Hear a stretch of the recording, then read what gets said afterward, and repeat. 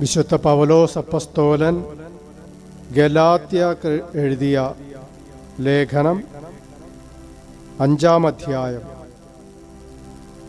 22 മുതലുള്ള തിരുവചനങ്ങൾ. ആത്മാവിൻ്റെ ഫലങ്ങൾ സ്നേഹം, ആനന്ദം, സമാധാനം, ക്ഷമ, ദയ, നന്മ, വിശ്വസ്തത, സൗമ്യത, ആത്മസംയമനം ഇവയാണ്. ഇവയ്ക്കെതിരായി ഒരു നിയമവുമില്ല. യേശുക്രിസ്തുവിനുള്ളവർ തങ്ങളുടെ ജഡത്തെ അതിൻ്റെ വികാരങ്ങളോടും മോഹങ്ങളോടും കൂടെ ക്രൂശിച്ചിരിക്കുന്നു. നമ്മൾ ആത്മാവിലാണ് ജീവിക്കുന്നതെങ്കിൽ നമുക്ക് ആത്മാവിൽ വ്യാപരിക്കാം. ഒരുമിച്ച് പറയാം. നമ്മൾ ആത്മാവിലാണ് ജീവിക്കുന്നതെങ്കിൽ നമുക്ക് ആത്മാവിൽ വ്യാപരിക്കാം. കരങ്ങളുയർത്തി വീശിക്കൊണ്ട് പറയാം. നമ്മൾ ആത്മാവിലാണ് ജീവിക്കുന്നതെങ്കിൽ നമുക്ക് ആത്മാവിൽ വ്യാപരിക്കാം. Praise the lord. ഹല്ലേലൂയ. യേശുവേ സ്തോത്രം. യേശുവേ നന്ദി. യേശുവേ ആരാധന. കരങ്ങളോർത്ത് വീശിക്കൊണ്ട് പറഞ്ഞേ ഹല്ലേലൂയ. ഹല്ലേലൂയ. അടുത്തിരിക്കുന്നവർ നോക്കി പുഞ്ചിരിച്ചുകൊണ്ട് പറഞ്ഞേ ഹല്ലേലൂയ. ഹല്ലേലൂയ. ഈശോ മിശിഹായിക്ക് സ്തുതിയായിരിക്കട്ടെ. നമുക്ക് പരസ്പരം സ്തുതി പറയാം. പ്രിയപ്പെട്ടവരെ, നമ്മൾ പരിശുദ്ധാത്മാവിൻ്റെ ഫലമായ ദയയെക്കുറിച്ചാണ് പഠിച്ചുകൊണ്ടിരിക്കുന്നത്. എന്താണ് ദയയെന്ന് പറയുന്നത്? പ്രിയപ്പെട്ടവരെ, ദയയെന്ന് പറയുന്നത് ദുഃഖസങ്കടങ്ങളിലൂടെ കടന്നു പോകുന്ന, വേദനകളിലൂടെ, പ്രയാസങ്ങളിലൂടെ കടന്നു പോകുന്ന ഒരുവനെ മനസ്സലിവോടെ കാണുകയും കേൾക്കുകയും അവൻ്റെ സങ്കടമകറ്റാൻ നിസ്വാർത്ഥമായിട്ട് ഇടപെടുകയും ചെയ്തുകൊണ്ട് അവന് സങ്കടമുക്തി വരുത്തുന്നതിനെയാണ് ദയ എന്ന് പറയുന്നത്. കണ്ടും കേട്ടും കടന്നു പോകുന്നതിനെ അല്ല ദയ എന്ന് പറയുന്നു. നമ്മളൊക്കെ പലപ്പോഴും കണ്ടും കേട്ടും അല്ലേ കഷ്ടമായിപ്പോയെന്ന് പറഞ്ഞ് നമ്മൾ പോവും. അപരൻ്റെ വേദനയിൽ മനസ്സലിഞ്ഞ് പ്രവർത്തിക്കുന്നതിനെയാണ് ദയ എന്ന് പറയുന്നത്. അതിന് നമ്മളെ സഹായിക്കുന്നത് ആരാണ്? പരിശുദ്ധാത്മാവാണ് നമ്മെ സഹായിക്കുന്നത്. പ്രിയപ്പെട്ടവരെ, നാം മറ്റുള്ളവരോട് ദയ കാണിക്കാതെ പോകുകയാണെങ്കിൽ, അവരൻ്റെ സങ്കടങ്ങൾക്ക് ചെവി കൊടുക്കാതിരിക്കുകയാണെങ്കിൽ, ദൈവീക ഭാവമായ കരുണയും അനുകമ്പയും നമ്മളിലില്ല എന്ന് നമ്മൾ മറ്റുള്ളവരുടെ മുമ്പിൽ തെളിയിക്കുകയാണ് ചെയ്യുന്നത്. മറിച്ച് നമ്മൾ മറ്റുള്ളവരുടെ വേദനയും ദുഃഖവും കണ്ട് മനസ്സലിഞ്ഞ് ദയയോടെ പെരുമാറുകയാണെങ്കിൽ, അനുകമ്പയോടെ ഇടപെടുകയാണെങ്കിൽ, നാം അറിയാതെ തന്നെ നമ്മിലെ ദൈവിക ഭാവത്തിന് തിളക്കം കൂടുകയാണ്. ഹല്ലേലൂയ. പ്രിയപ്പെട്ടവരെ, ഈ ഭാവം, ഈ ദൈവിക ഭാവം പ്രകടിപ്പിക്കുവാനായിട്ട് നമ്മെ സഹായിക്കുന്നത് പരിശുദ്ധാത്മാവാണ്. പരിശുദ്ധാത്മാവിൻ്റെ പ്രവർത്തനമാണ് നമ്മളെ അനുകമ്പയും കരുണയും മനസ്സലിവുള്ള വ്യക്തികളുമാക്കി മാറ്റുന്നത്. അപ്പോൾ ഇവയെല്ലാം ദൈവിക ഭാവങ്ങളാണ്. പലതരത്തിലുള്ള ഭാവങ്ങളുണ്ടല്ലേ. മാനുഷിക ഭാവങ്ങളുണ്ട്, പൈശാചിക ഭാവങ്ങളുണ്ട് അല്ലേ. പിന്നെ എന്താണ്? ദൈവിക ഭാവമുണ്ട്. നമുക്കുണ്ടായിരിക്കേണ്ടത് ഏത് ഭാവമാണ്?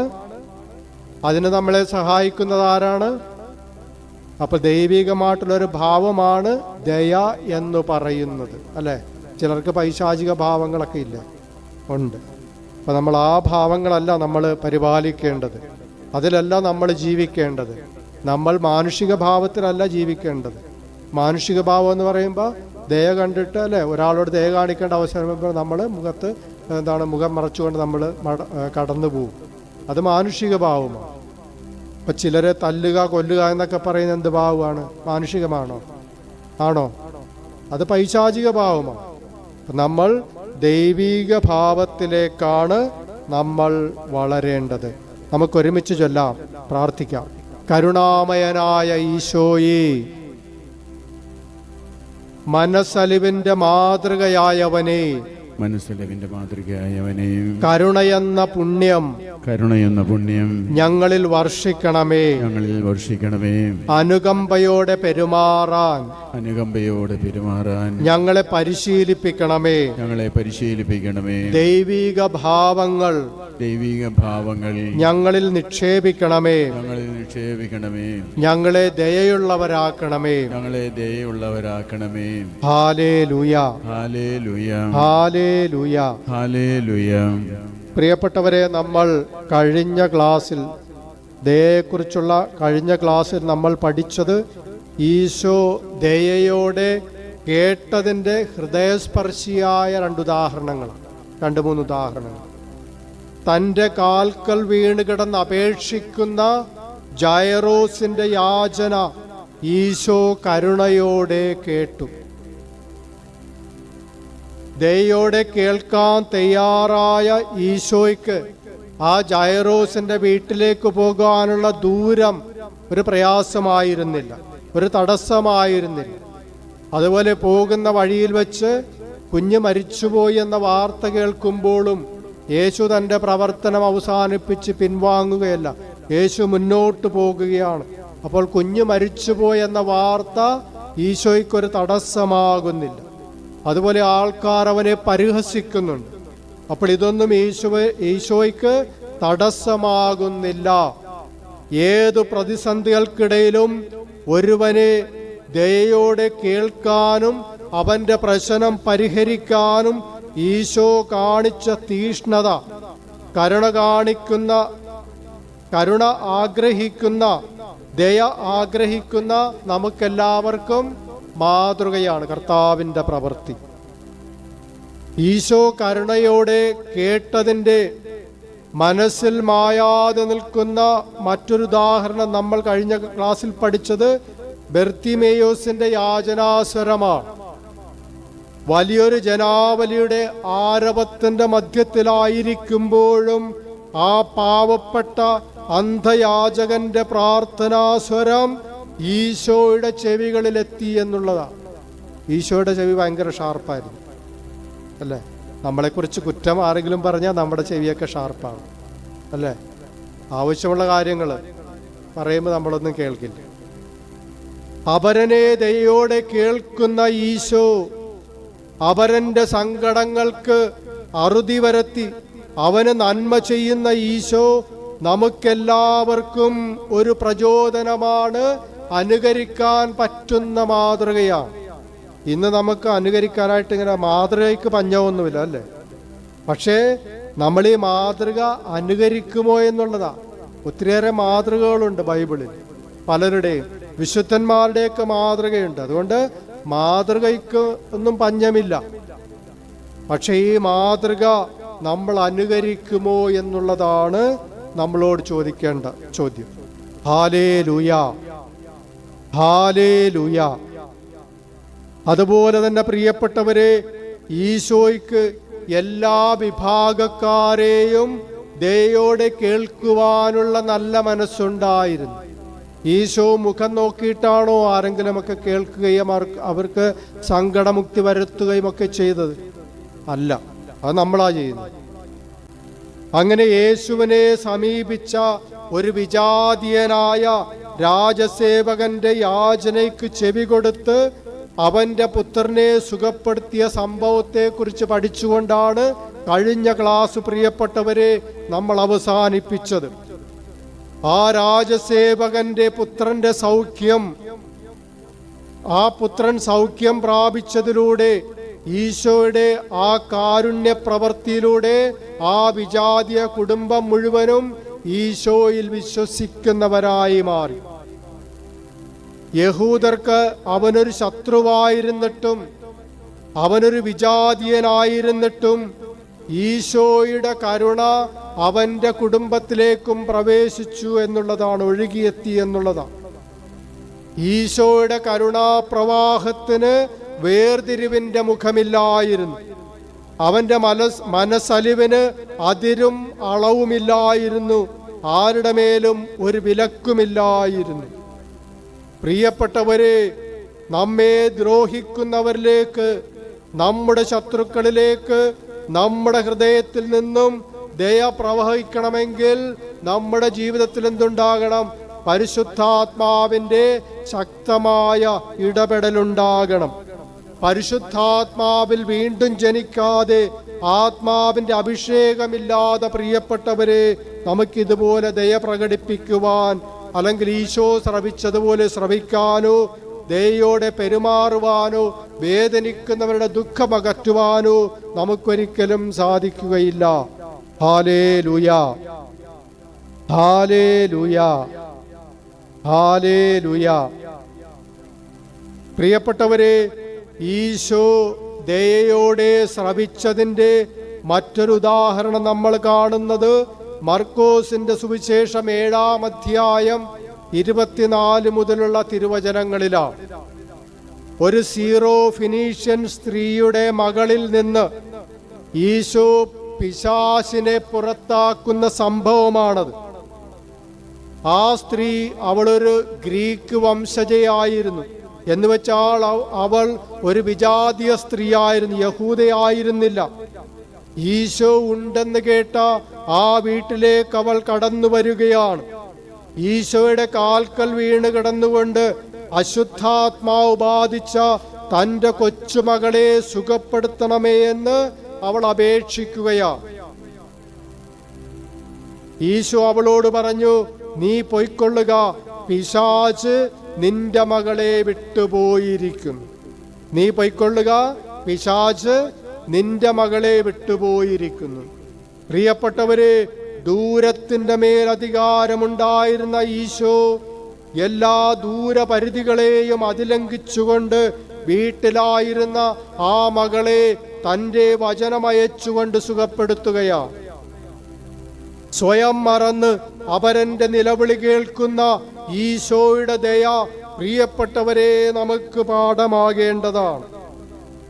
ഈശോ ഇടപെട്ടതൊരിക്കലും ജാതിയോ മതമോ വർണ്ണമോ വർഗമോ നോക്കിയല്ല. മുഖം നോക്കിയും ഉള്ളത് നോക്കിയും ബന്ധവും സ്വന്തവും നോക്കിയല്ല ഈശോ കരുണ പ്രദർശിപ്പിച്ചത്.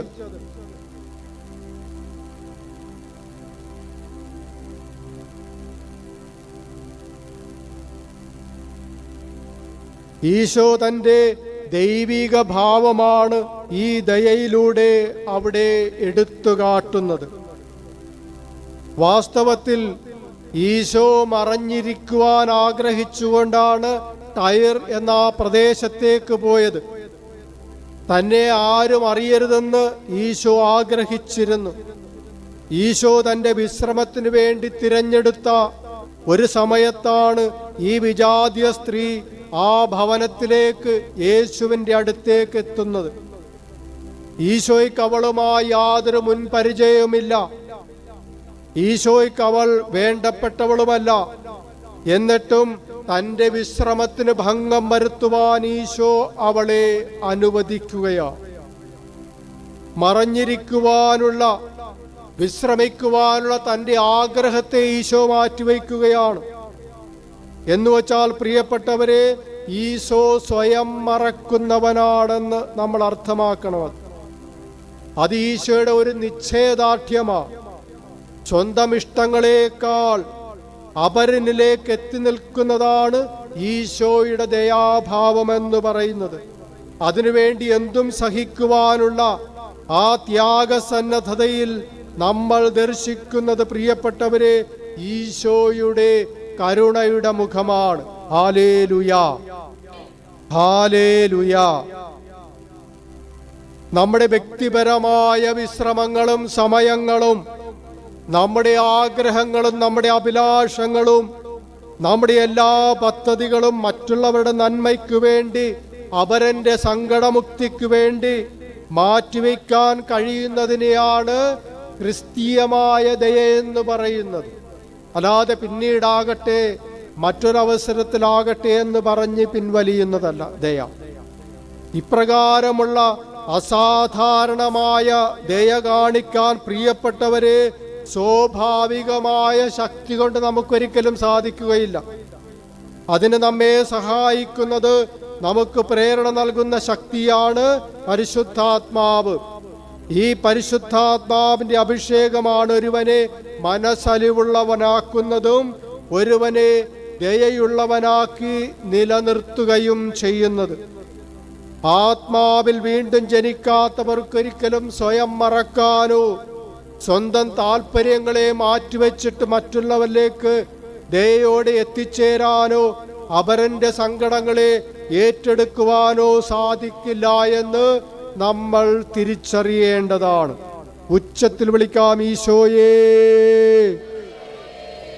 കരുണാമയനായ ഈശോയേ, ഞങ്ങളെ ദയയുള്ളവരാക്കി രൂപപ്പെടുത്തണമേ. ക്രിസ്തു മനോഭാവത്തിൽ ഞങ്ങളെ വളർത്തണമേ. ആത്മാവിനാൽ അഭിഷേകം ചെയ്യണമേ. വേദനിക്കുന്നവരുടെ ജീവിതത്തിൽ ഇടപെടാനുള്ള മനസ്സ് തരണമേ. ഞങ്ങളെ കരുണയും കരുതലുമുള്ളവരാക്കണമേ.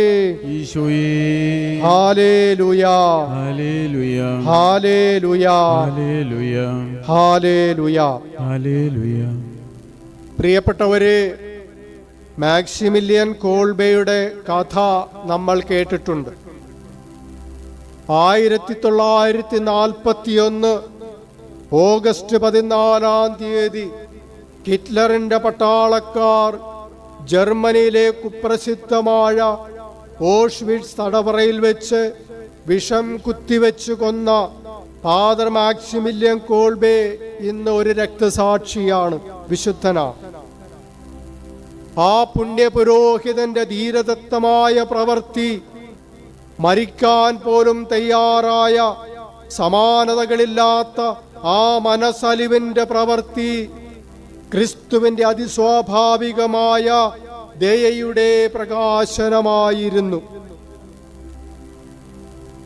1941 ഫെബ്രുവരി 17 ഹിറ്റ്ലറുടെ രഹസ്യ പോലീസ് കോൾബെ അടക്കം 5 വൈദികരെ അറസ്റ്റ് ചെയ്തു കൊണ്ടുപോയത്.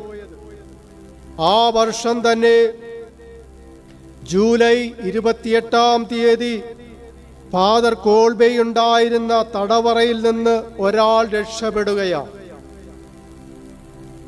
ആ രക്ഷപ്പെട്ട ഒരാൾക്ക് പകരം 10 പേരെ പട്ടിണിക്കിട്ട് കൊല്ലാൻ തീരുമാനമുണ്ടായി. അവർ ആരൊക്കെയായിരിക്കണമെന്ന് ആ പടയാളികൾ നറുക്കിട്ട് തീരുമാനിച്ചു. ആ 10 പേരിൽ ഒരാളായിരുന്നു ഫ്രാൻസിസ് ഗയോണി എന്ന് പറയുന്ന വ്യക്തി. അദ്ദേഹത്തിന്റെ പേര് വിളിച്ചപ്പോൾ അയാൾ തൻ്റെ കുടുംബത്തെ ഓർത്ത്, തൻ്റെ പ്രിയപ്പെട്ടവരെ ഓർത്ത് പൊട്ടിക്കരഞ്ഞു. കരച്ചിലടക്കാൻ പാടുപെടുന്ന അയാളുടെ നെഞ്ചിലെ വിങ്ങലും വ്യാപലാതിയും ഫാദർ കോൾബെയുടെ മനസ്സിന് താങ്ങാവുന്നതിലും അപ്പുറമായിരുന്നു. അയാളുടെ നിലക്കാത്ത ദീനരോധനം കണ്ട് കണ്ണീർ പ്രണാമമർപ്പിച്ച് സഹതപിക്കാനല്ല ആ പുണ്യപുരോഹിതൻ തീരുമാനിച്ചത്. കലിപ്പും ക്രൗര്യവും നിറഞ്ഞ അധികാരികളുടെ മുഖത്ത് നോക്കി ആ വന്യപുരോഹിതൻ പറഞ്ഞു, ഫ്രാൻസിസിനു വേണ്ടി ഞാനൊരു പകരക്കാരനാകാം. അയാൾക്ക് വേണ്ടി ഞാൻ പട്ടിണി കിടന്ന് മരിക്കാൻ തയ്യാറാണ്. എല്ലാവരും സ്തംഭിച്ചു പോയ നിശബ്ദതയുടെ നിമിഷമായിരുന്നു അത്. ഫാദർ കോൾബെയുടെ ഉള്ളുപൊള്ളിയ ആ തീരുമാനത്തിന് കരുണയുടെ സുഗന്ധമുണ്ടായിരുന്നു, തൻ്റെ ഇടത്തിന്റെ സൗന്ദര്യമുണ്ടായിരുന്നു. അതൊരിക്കലും ഒരു നിവൃത്തികേടിന്റെ സ്വരമായിരുന്നില്ല. പ്രിയപ്പെട്ടവരെ, അവരെന്റെ നിലവിളി കേൾക്കാൻ ദയയുള്ള കാതുകളുണ്ടായിരുന്ന ഫാദർ കോൾബെ എന്ന വൈദികൻ ഇന്ന് സഭയ്ക്ക് മുഴുവൻ അഭിമാനമാണ്, മാനവകുലത്തിന് മുഴുവൻ പ്രചോദനമാണ്. നിസ്സഹായതയോടെ തോൽവി സമ്മതിക്കേണ്ടി വരുന്ന ദുർവിധിയിൽ നിന്നാണ് ഫ്രാൻസിസേക്കിനെ ഫാദർ കോൾബെ തന്റെ സമാനതകളില്ലാത്ത കാരുണ്യ പ്രവൃത്തിയിലൂടെ ജീവിത വിജയത്തിലേക്ക് കൈപിടിച്ചുയർത്തിയത്. നമ്മുടെ ചുരുങ്ങിയ കാല ജീവിതത്തെ എത്രത്തോളം നന്മയുള്ളതും ധന്യവും ഉപകാരപ്രദവുമാക്കാമെന്ന മഹനീയ പാഠം പകർന്നാണ് ആ പുണ്യപുരോഹിതൻ ഈ ലോകത്തോട് വിടവാങ്ങിയത്. നമുക്കെല്ലാവർക്കും ഒരേ സൂര്യോദയവും ഒരേ അസ്തമയമാണെങ്കിലും അതിനിടയിലെ ജീവിതം വ്യത്യസ്തമാക്കാമെന്ന് ഫാദർ മാക്സിമിലിയൻ കോൾബെയുടെ ജീവിതം നമ്മെ ഓർമ്മിപ്പിക്കുന്നു. Hallelujah, hallelujah, hallelujah. പ്രിയപ്പെട്ടവരെ, നമ്മുടെ ചുറ്റുപാടുമുള്ളവരുടെ നിലവിളി കേൾക്കാൻ നമുക്കിന്ന് ദയയുള്ള കാതുകളുണ്ടോ? വേദനിക്കുന്ന നമ്മുടെ പ്രിയപ്പെട്ടവരുടെ ദീനരോധം കേട്ടാൽ ഇന്ന് നമ്മുടെ മനസ്സലിയുമോ? ഉദരത്തിലുള്ള കുഞ്ഞിന്റെ ദീനരോധനം കേൾക്കാൻ തയ്യാറാകാത്ത, സ്വന്തം സുഖം മാത്രം അന്വേഷിച്ചു കൊണ്ടിരിക്കുന്ന, കുഞ്ഞിനെ വേണ്ട എന്ന് വയ്ക്കുവാൻ ഒപ്പിട്ട് കൊടുക്കുന്ന അപ്പന്മാരും അമ്മമാരും ഇന്ന് നമ്മുടെ ഇടയിലുണ്ട്, ഇല്ലേ? ഉണ്ട്. ലോകാരോഗ്യ സംഘടനയുടെ കണക്കനുസരിച്ച് ഓരോ ദിവസവും 2 ലക്ഷം കുഞ്ഞുങ്ങളാണ് അബോർട്ട് ചെയ്യപ്പെടുന്നത്. ആരുടെ കണക്കനുസരിച്ച? ലോകാരോഗ്യ സംഘടനയാണ്, അവരുടെ കണക്കനുസരിച്ച. ഓരോ വർഷവും 73 മില്യൺ കുഞ്ഞുങ്ങളാണ് അമ്മയുടെ ഉദരത്തിൽ വെച്ച് കൊല്ലപ്പെടുന്നത്. നമ്മൾ മഹാമാരി എന്ന് വിളിച്ച കോവിഡ് മൂലം മരണപ്പെട്ടത് 1.5 കോടി ജനങ്ങളാണെങ്കിൽ മനുഷ്യർ ഓരോ വർഷവും ഉദരത്തിൽ വെച്ച് കൊന്നു തള്ളുന്നത് 7,30,00,000 കുഞ്ഞുങ്ങളെയാണ്. എന്താണ് ആർക്കും ദയ തോന്നാത്തത്? സ്വന്തം കുഞ്ഞുങ്ങളോട് കാണിക്കാത്ത ദയ പിന്നീട് നമ്മൾ ആരോടാ കാണിക്കുക? നമ്മളൊക്കെ വേരറ്റുപോയ ദയയുടെ ജീവിക്കുന്ന സാക്ഷികളാണ്. ഫാദർ കോൾബെയുടെ കാരുണ്യം കൊണ്ട് ദയയിലൂടെ ജീവിതം നീട്ടിക്കിട്ടിയ ഫ്രാൻസിസേക്കിലേക്ക് മടങ്ങി വരട്ടെ. ഈ ഫ്രാൻസിസേക്ക് എന്ന വ്യക്തി 5 വർഷത്തിന് ശേഷം തടവിൽ നിന്ന് മോചിതനായപ്പോൾ ഒരു മിഷണറിയായിട്ട് മാറുകയാണ്. ഫാദർ കോൾബെ തനിക്ക് വേണ്ടി ചെയ്ത ജീവത്യാഗത്തെക്കുറിച്ച്, ആ കാരുണ്യ പ്രവൃത്തിയെക്കുറിച്ച് ലോകത്തിന്റെ മുമ്പിൽ പ്രഘോഷിക്കുന്ന ഒരു മിഷണറിയായി അയാൾ ശിഷ്ടകാലം ചിലവഴിച്ചുകൊണ്ട് 1995 മാർച്ച് 13 93-ാമത്തെ വയസ്സിൽ പോളണ്ടിൽ വെച്ച് അദ്ദേഹം ഈ ലോകത്തോട് വിട പറഞ്ഞു. ഒരു കരുണയുടെ പ്രഘോഷകനായിട്ടാണ് അദ്ദേഹം ഈ ലോകത്തോട് വിട പറഞ്ഞ് പിൻവാങ്ങിയത്. 1971 ഫാദർ കോൾബെയെ വാഴ്ത്തപ്പെട്ടവനായി പ്രഖ്യാപിക്കുന്ന സമയത്തും 1982 ഫാദർ കോൾബെയെ വിശുദ്ധനായി പ്രഖ്യാപിക്കുന്ന ചടങ്ങിലും ആ വത്തിക്കാൻ സ്ക്വയറിൽ ഫ്രാൻസിസേക്ക് സന്നിഹിതനായിരുന്നു കൊണ്ട് ഫാദർ കോൾബെയുടെ ജീവചരിത്രത്തിലും സഭാചരിത്രത്തിലും അയാൾ സ്ഥാനം പിടിച്ചു. പ്രിയപ്പെട്ടവരെ, ചോദിച്ചോട്ടെ, ഉദരത്തിലുള്ള കുഞ്ഞിനെ പോലും വെറുതെ വിടാത്ത, കുടുംബത്തിലുള്ളവരോട് പോലും ദയയില്ലാത്ത, മനസ്സലിവില്ലാത്ത നിങ്ങൾക്കെങ്ങനെ കരുണയുള്ളവരായി ദയയുടെ പ്രഘോഷകരായിട്ട് മാറാൻ സാധിക്കും? എങ്ങനെ കാരുണ്യ പ്രവൃത്തിയുടെ പ്രേക്ഷിതരായിട്ട് മാറാൻ സാധിക്കും? ഉച്ചത്തിൽ വിളിക്കാം, ഈശോയേ. മനസ്സു തുറന്ന് വിളിക്കട്ടെ, ഞങ്ങളെ ദയയുള്ളവരാക്കണമേ. മനസ്സലിവുള്ളവരാക്കണമേ. ഈശോയേ, ദയയോടെ ശുശ്രൂഷിക്കാൻ വരമരുളണമേ. ഈശോയേ, വേദനിക്കുന്നവരുടെ സങ്കടമകറ്റാൻ കൃപ നൽകണമേ. ഈശോയേ, ഞങ്ങളെ കരുണയുടെ പ്രവർത്തകരാക്കാൻ അഭിഷേകം ചെയ്യണമേ. ഈശോയേ, hallelujah, hallelujah, hallelujah, hallelujah, hallelujah. Hallelujah.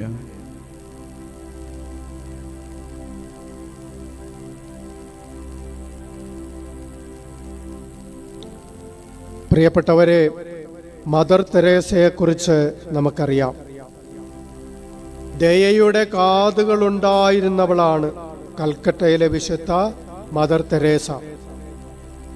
1910 August 26 അൽബീനിയൻ വംശജരായ മാതാപിതാക്കളിൽ നിന്ന് മാസിഡോണിയയിൽ ജനിച്ച് 1997 സെപ്റ്റംബർ 5 തൻ്റെ 87-ാമത്തെ വയസ്സിൽ കൽക്കട്ടയിൽ വെച്ച് മരണമടഞ്ഞ ഭാരതത്തിൻ്റെ സ്വന്തം മദർ തെരേസയുടെ കഥ ആരുടെയും കരളലിയിപ്പിക്കുന്നതാണ്. ദയെന്ന പുണ്യത്തിൻ്റെ പര്യായമായി, കരുണയുടെ പ്രവാചകയായി, മനസ്സലിവിൻ്റെ മാതൃകയായി, മാലാഖയായി മദർ തെരേസയുടെ നാമം രൂപാന്തരപ്പെട്ടു. കരുണയെയും ദയയെയും കുറിച്ച് പറയുന്നവർക്ക് മദർ തെരേസയെക്കുറിച്ചൊരിക്കലും പറയാതിരിക്കാനാവില്ല.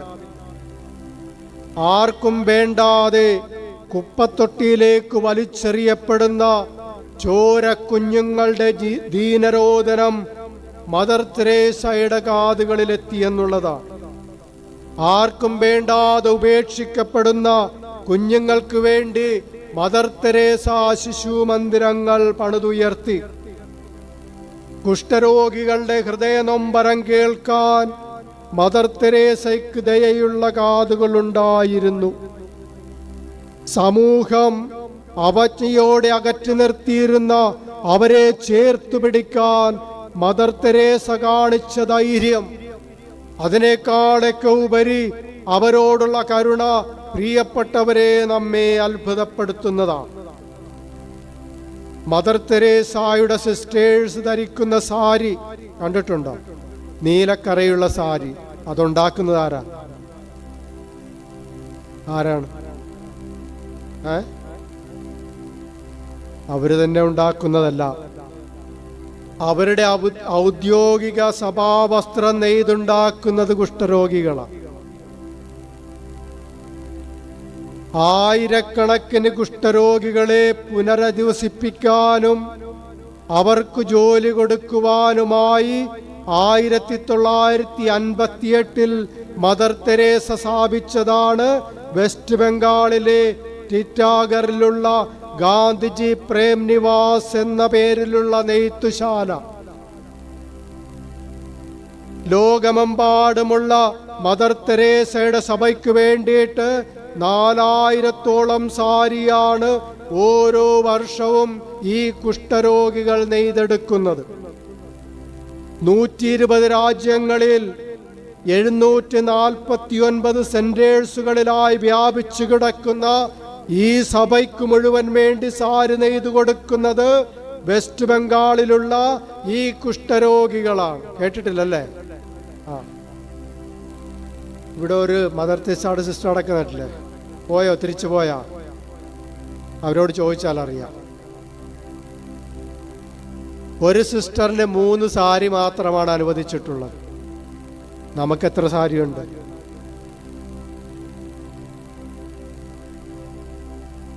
പുറത്തുള്ളവർക്ക് പ്രിയപ്പെട്ടവരെ ഈ സാരി ഒരിക്കലും വിൽക്കാറില്ല. ഓരോ സെന്റേഴ്സിലേക്കും ആവശ്യമായ ബെഡ്ഷീറ്റുകൾ, ബാൻഡേജുകളൊക്കെ ഈ നെയ്ത്തുശാലയിലാണ് നെയ്തെടുക്കുന്നത്. ആയിരക്കണക്കിന് കുഷ്ഠരോഗികളാണ് അവിടെയുള്ളത്.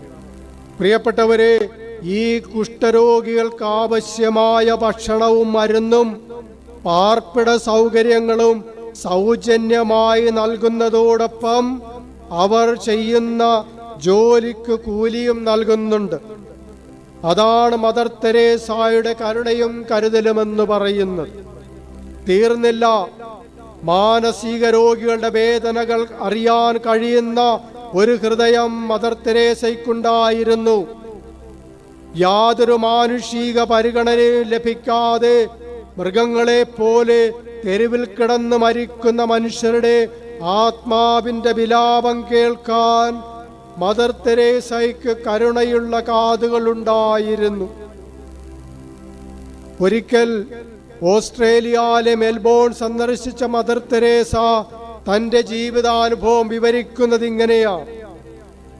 അവിടെ ആരുപോലും ഇല്ലാതെ അനാഥനായ ഒരു വൃദ്ധൻ താമസിക്കുന്ന മുറി മദർ തെരേസ സന്ദർശിക്കുവാനിടയായി.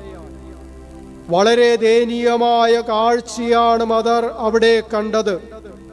ഒരിക്കലും വൃത്തിയാക്കാത്ത ഒരു മുറി, ചപ്പും ചവറും അഴുക്കും വിഴുപ്പും കൊണ്ട് നിറഞ്ഞിരിക്കുന്നു.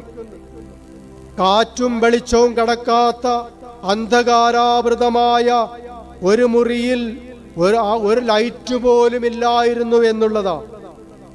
അങ്ങനെ ഒരാൾ അതിൽ ജീവിച്ചിരിപ്പുണ്ടെന്ന് പോലും ആർക്കും അറിവില്ലാത്ത രീതിയിൽ ആ വൃത്തിഹീനമായ സാഹചര്യത്തിൽ യാതൊരു പ്രതീക്ഷയുമില്ലാതെ നിസ്സഹായാവസ്ഥയിൽ, നിരാശയിൽ, മനോരോഗാവസ്ഥയിൽ കഴിയുന്ന ഒരു ജീവച്ഛവം.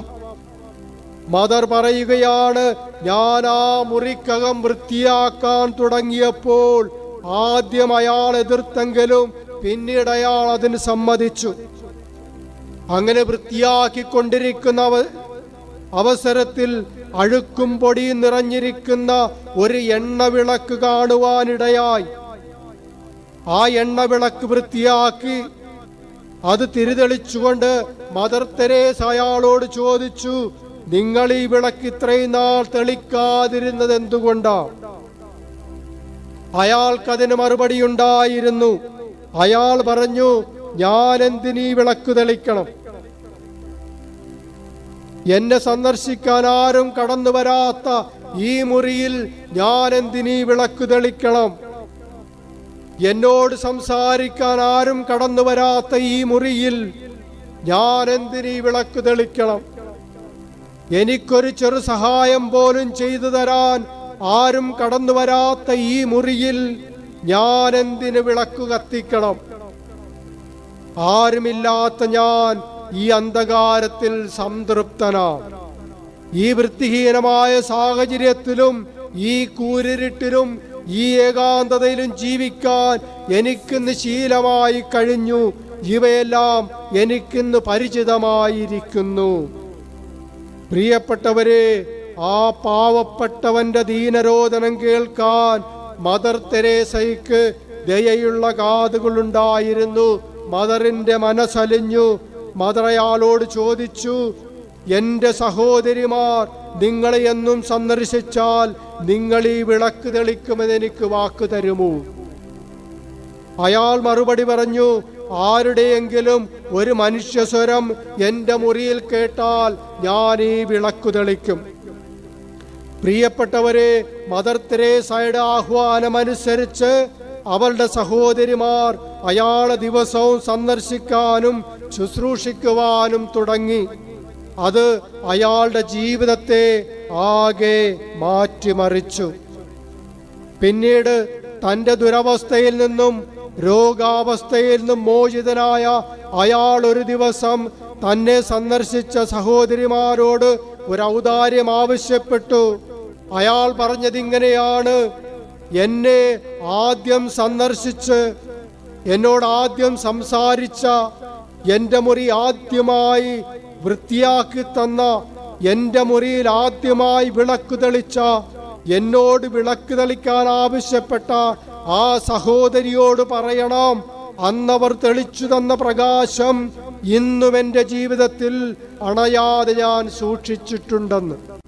മദർ തെരേസ തൻ്റെ സ്വന്തം അനുഭവമാണ് വിവരിക്കുന്നത്. പ്രിയപ്പെട്ടവരെ, അയാളുടെ ജീവിതം, ആ വൃദ്ധന്റെ ജീവിതം ഒരു വിളക്കണഞ്ഞ ജീവിതമായിരുന്നു. അയാളുടെ ജീവിതം അന്ധകാരം നിറഞ്ഞ ജീവിതമായിരുന്നു. അയാളെ വെളിച്ചത്തിന്റെ മകനാക്കി പുറത്തേക്ക് കൊണ്ടുവന്നത് മദർ തെരേസയുടെ സമാനതകളില്ലാത്ത പ്രവൃത്തിയായിരുന്നു. ദയയുടെ പ്രവൃത്തിയാണ്. പ്രതീക്ഷ നഷ്ടപ്പെട്ട് നിരാശയിൽ കഴിഞ്ഞിരുന്ന അയാളുടെ നിസ്സഹായാവസ്ഥയിൽ നിന്ന് ജീവിതത്തിലേക്ക് കൈപിടിച്ചുയർത്തിയത് മദർ തെരേസയുടെ അളവില്ലാത്ത കാരുണ്യ പ്രവൃത്തിയാണ്. Hallelujah, hallelujah, hallelujah. പ്രിയപ്പെട്ടവരെ, കുഷ്ഠരോഗികൾക്ക് വേണ്ടി, മാനസിക രോഗികൾക്ക് വേണ്ടി, അനാഥർക്ക് വേണ്ടി, സമൂഹം വേണ്ടാതെ ഉപേക്ഷിച്ചവർക്ക് വേണ്ടി തൻ്റെ അവസാന ശ്വാസം വരെ അവർ കയ്യും മെയ്യും മറന്നധ്വാനിച്ചു. ഓരോരുത്തർക്കും ആവശ്യമായത് നൽകാൻ അവൾ, മദർ തെരേസ, ദൈവത്തിൻ്റെ കയ്യിലെ ഒരു ഉപകരണമായി മാറി എന്നുള്ളതാണ്. കുഷ്ഠരോഗികളിലും അനാഥരിലും മാനസിക വൈകല്യമുള്ളവരിലും ആർക്കും വേണ്ടാത്ത നിത്യരോഗികളിലുമെല്ലാം മദർ തെരേസ ദർശിച്ചത് ഈശോയുടെ മുഖമായിരുന്നു. ആരും ചെയ്യാൻ മടിക്കുന്ന, ആരെയും അമ്പരപ്പിക്കുന്ന വിധത്തിലുള്ള അസാധാരണമായ പ്രവർത്തികൾ ചെയ്യുവാൻ മദറിന് ശക്തി പകർന്നത് ദിവ്യകാരുണ്യനാഥന്റെ സന്നിധിയിലുള്ള അവളുടെ സ്വയം സമർപ്പണമായിരുന്നു. അവളുടെ പ്രവർത്തനങ്ങൾക്ക് ഊർജം നൽകിയത് ദിവ്യകാരുണ്യനാഥനായിരുന്നു. ഓരോ പ്രഭാതത്തിലും ദിവ്യകാരുണ്യനാഥന്റെ മുമ്പിൽ മണിക്കൂറുകളിരിക്കാതെ പ്രാർത്ഥിക്കാതെ മദർ ഒരിക്കലും പ്രവർത്തനങ്ങൾക്കായി പോയിട്ടില്ല എന്ന് നമ്മൾ ഓർക്കണം. പ്രിയപ്പെട്ടവരെ, മദർ തെരേസയെ പോലെ അപരന്റെ വേദനകൾ കേൾക്കാൻ കഴിയുന്ന ദയയുള്ള കാതും മനസ്സലിവുള്ള ഹൃദയവും നമുക്കുണ്ടാകണമെങ്കിൽ നമ്മുടെ ജീവിതത്തിൽ പരിശുദ്ധാത്മാവിൻ്റെ ഇടപെടലുണ്ടാകണം. പരിശുദ്ധാത്മാവിൻ്റെ ചൈതന്യമാണ് ഒരുവനെ കർമ്മനിരതനാക്കുന്നത്, കാരുണ്യ പ്രവൃത്തിയിലേക്ക് ഒരുവനെ നയിക്കുന്നത്. അപരന്റെ സങ്കടങ്ങളിൽ, അവരുടെ നിസ്സഹായാവസ്ഥയിൽ ഇടപെടാനും അവർക്ക് സങ്കടമുക്തി വരുത്താനും ഒരുവൻ ഊർജവും പ്രേരണയും ഉൾപ്രേരണയും നൽകുന്ന ശക്തിയാണ് പരിശുദ്ധാത്മാവ്. ഈ മദർ തെരേസയെ, സമാനതകളില്ലാത്ത കാരുണ്യ പ്രവൃത്തി ചെയ്ത ഈ മദർ തെരേസയെ നയിച്ച ആ ദയയുടെ ആത്മാവ്, പരിശുദ്ധാത്മാവ് നമ്മളെയും നയിക്കുന്നതിന് വേണ്ടിയിട്ട് നമുക്ക് ആത്മാർത്ഥമായിട്ട് പ്രാർത്ഥിക്കാം. നമുക്ക് ഏറ്റുചൊല്ലാം: മദർ തെരേസയിൽ നിറഞ്ഞു നിന്ന പരിശുദ്ധാത്മാവേ, ഞങ്ങളിലും നിറഞ്ഞു നിൽക്കണമേ. വിശുദ്ധരെ നയിച്ച ദയയുടെ ആത്മാവേ, ഞങ്ങളെ നയിക്കണമേ. ഞങ്ങളെ മനസ്സലിവുള്ളവരാക്കണമേ. ഉപേക്ഷിക്കപ്പെട്ടവരുടെ ദുഃഖമകറ്റാൻ ഞങ്ങളെ കർമ്മനിരതരാക്കണമേ. Hallelujah, hallelujah, hallelujah. ഉച്ചത്തിൽ വിളിക്കാം: ഈശോയേ. ഭക്തിയോടെ വിളിക്കട്ടെ: ഈശോയേ. കരുണയുടെ മുഖഭാവമുള്ളവനെ, ഈശോയേ. ദയയോടെ കേൾക്കുന്നവനെ, ഈശോയേ. കരയുന്നവരുടെ കണ്ണീരൊപ്പുന്നവനെ, ഈശോയേ. അനുകമ്പ കാണിക്കുന്നവനെ, ഈശോയേ. എല്ലാ സങ്കടങ്ങൾക്കും പരിഹാരമായവനെ, ഈശോയേ. Hallelujah, hallelujah, hallelujah. ഹല്ലേലൂയ. നമുക്ക് കണ്ണുകളടക്കാം. പ്രിയപ്പെട്ടവരെ, ദയയും മനസ്സലിവുമുള്ള രണ്ട് വിശുദ്ധരെ കുറിച്ചാണ്, അവരുടെ സമാനതകളില്ലാത്ത കാരുണ്യ പ്രവൃത്തിയെക്കുറിച്ചാണ് നമ്മളിപ്പോൾ വിചിന്തനം നടത്തിയത്. ഇവരെ നയിച്ചത് പരിശുദ്ധാത്മാവാണ്. പരിശുദ്ധാത്മാവിൻ്റെ അഭിഷേകമാണ് അവരെ ക്രിസ്തു മനോഭാവത്തിൽ വളർത്തിയത്. സ്വയം മറന്ന് നന്മ ചെയ്യാനും സ്വന്തം താല്പര്യങ്ങൾ മാറ്റിവെച്ച് അവശത അനുഭവിക്കുന്നവരിലേക്ക് ഇറങ്ങിച്ചെല്ലാനും കരുണ കാണിക്കാനും അവരെ രൂപപ്പെടുത്തിയത്, അവർക്ക് ഊർജം നൽകിയത് പരിശുദ്ധാത്മാവാണ്. ഈ പരിശുദ്ധാത്മാവിൻ്റെ അഭിഷേകത്തിനു വേണ്ടി നമുക്ക് ദാഹിച്ചു പ്രാർത്ഥിക്കാം. നമ്മെ ദയയുള്ളവരാക്കി പരിശുദ്ധാത്മാവ് മാറ്റട്ടെ. പരിശുദ്ധാത്മാവ് നമ്മെ മനസ്സിലുള്ളവരാക്കി രൂപപ്പെടുത്തട്ടെ. പരിശുദ്ധാത്മാവ് നമ്മെ കാരുണ്യപ്രവർത്തികൾ ചെയ്യാനായിട്ട് കർമ്മനിരതരാക്കട്ടെ. ക്രിസ്തു മനോഭാവത്തിൽ വളരാൻ പരിശുദ്ധാത്മാവ് നമ്മെ അഭിഷേകം ചെയ്യട്ടെ. കരങ്ങളുയർത്തി സ്തുതിക്കാം. Hallelujah, hallelujah, hallelujah, hallelujah. ഈശോയെ സ്തുതിക്കുന്നു, ആരാധിക്കുന്നു, മഹത്വപ്പെടുത്തുന്നു. കർത്താവേ, ഞങ്ങളുടെ മേൽ കരുണ വർഷിക്കണമേ. ഞങ്ങളെ ദയയുള്ളവരാക്കണമേ. മറ്റുള്ളവരുടെ ദുഃഖ സങ്കടങ്ങളിൽ ഇടപെടാൻ, സങ്കടമുക്തി വരുത്തുവാൻ കർത്താവേ ഞങ്ങളിലേക്ക് ദയ വർഷിക്കണമേ. ഈശോയെ, അങ്ങയുടെ മാതൃക അനുസരിക്കുവാൻ, കരുണയുള്ളവരാക്കുവാൻ ഞങ്ങളെ അനുഗ്രഹിക്കണമേ. Hallelujah, hallelujah, hallelujah. കരുണാസാഗരനായ ഈശോയെ, ഞങ്ങളോട് കരുണ കാണിക്കണമേ, മനസ്സിലുള്ളവരാക്കണമേ. Hallelujah, hallelujah, hallelujah.